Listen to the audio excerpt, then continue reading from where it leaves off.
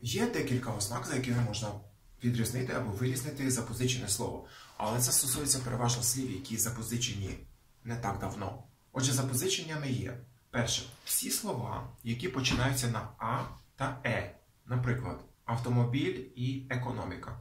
Друге, запозиченнями є слова, які містять звук Ф і букву Ф. Наприклад, фізика, графіка.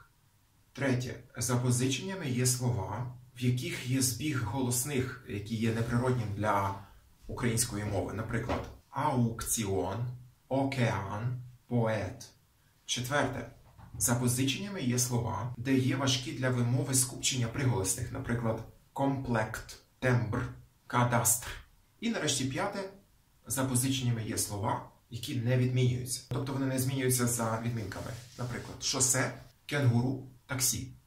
Але, як ми вже бачили, це не стосується давніх запозичень, які повністю вбудовані в структуру української мови, які відмінюються за звичайними правилами відмінювання українських слів. Тепер, запозичення із близько споріднених мов, досить часто їх важко відрізнити, вирізнити. Польської мови, наприклад, які почали відбуватися в українську мову, починаючи з 15 століття, вони настільки вже уподібнилися до української мови, що їх не можна відрізнити на перший погляд. Дякувати дало дякувати, жичить дало зичити, чвек або чвек дало цвях, свядек дало свідок. Але ці запозичення також можна розрізнити. І деякі ознаки даються, знову ж таки, у тій статті в Вікіпедії під заголовком «Полонізм». І те саме стосується запозичень з російської мови. Вони так само набувають нашої української звукової форми, і відрізнити їх непросто. Окей, тепер ще одна цікава рубрика. Чи запозичували інші мови з української? Так, запозичували! Отже, запозичення з української мови в інші мови. Ви можете сказати, ми так багато всього запозичили з інших мов, з мов сусідів, але що вони від нас запозичили? А ось, будь ласка. Найбільше українських слів, звісно, запозичили, знову ж таки, наші народи-сусіди. Розглянемо конкретніше, по сусідах конкретно. Запозичення з української мови називається українізм.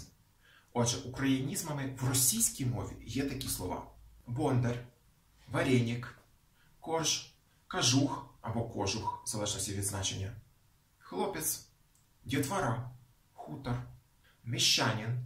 Чому? Тому що той, хто живе у маленькому містечку, а в російській мові містечко – це городок. Ну, вони ж не кажуть городчанин, вони кажуть міщанин. Далі такі слова, як, наприклад, хлібороб або кордон. Є таке слово в російській мові.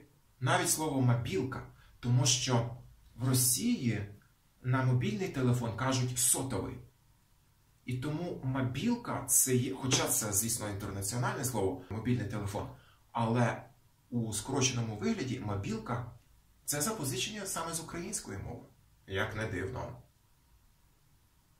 Порожняк – відоме наше донбаське слово, так, в російській мові, тому що від українського слова порожній, бо у російській мові порожній – це пустой, так?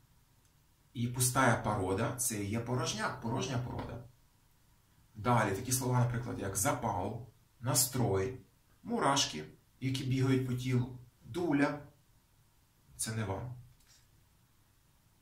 І ще що цікаво, що Ломоносов, коли вводив слова в російську мову, з української, до речі, часто ці слова були словами вищого стилю, наприклад, гадіна, ліхая гадіна. В росіян це підвищений стиль, так? А в нас це просто лиха година.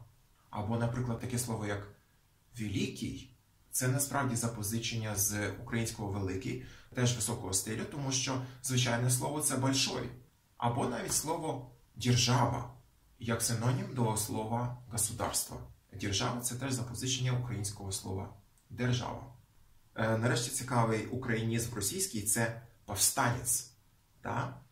Тобто воно походить від українського слова «повстання», а не від російського слова «восстання». Чому не «восстанець», а «повстанець»? Так? Далі. Наші рідні сусіди білоруси, наші брати, теж запозичили з української мови. Взагалі там досить цікава історія. Точиться іноді дискусія в білоруській мові, які слова вважати їхніми питомими, а які вживати українізмами, тому що у них досить багато таких слів. Але точно українізмами є такі, наприклад, як прикмета, мроя, це перекладено українське мрія, дієслов, далі запозичене українське дієслово, наприклад, слова боротьба, вишиванка, кобзар. І нарешті переходимо до наших західних сусідів, поляків. Вони теж запозичили з української мови. Що вони запозичили? Хречка, богатир у розумінні богатир, ватага у розумінні ватага, дуже у розумінні міцний, сильний, череда, черешня, теж українське слово в польській мові, собор, як церковний собор, і, наприклад, слово годовач, тобто годувати. Це теж вважається українізмом в польській мові. Ну і, звісно, є інші.